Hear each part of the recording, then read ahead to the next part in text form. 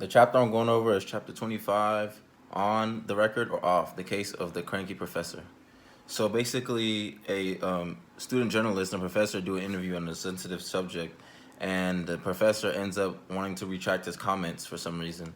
And so we start off with the journalist, what's her name? Reporter Jennifer Collins. She wasn't convinced that one professor, like, because a lot of students didn't get their grades posted from their professor, and it ended up delaying some students being able to graduate, some students able to get jobs, and it was a big story going on in the university. So Jennifer Collins was wondering why it was missed, and the professor had some things he said about he needed more time and stuff. So she wanted to cover the story about what's going on and why are these students not getting their grades. So she interviews the students. So the students go on record about the professor, but of course they want their name changed. Some want their name changed because they don't want to look bad in front of, or make the professor look bad because they have future classes with the professor, or the professor, could probably try to take some action. So the interview starts, and basically the Professor Robert Patterson, and he's withholding the grades as a protest to the university because he feels that like his department in the geology department isn't getting enough like funding, or he's not getting office space, or he's just not getting all the help that he needs to do to submit the kids grades and like do what he needs to do to help the university.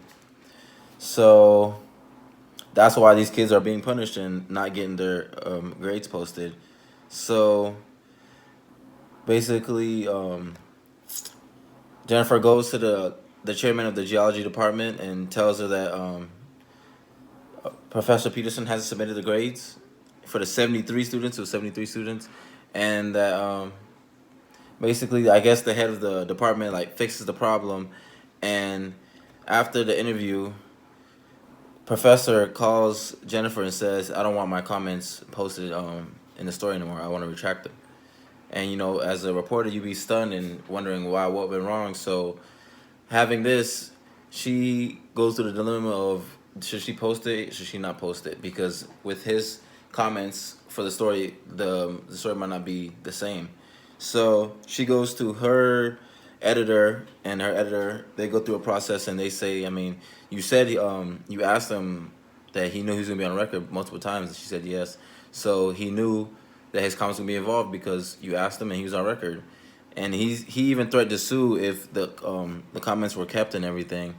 And they go through this dilemma, and they go through this process, and eventually come to the conclusion that they should just post the story because he knew that he was on record, and they'll put editor's note to let the readers know what happened in the reporting process because he agreed to it, and his story is very key in this in the whole case.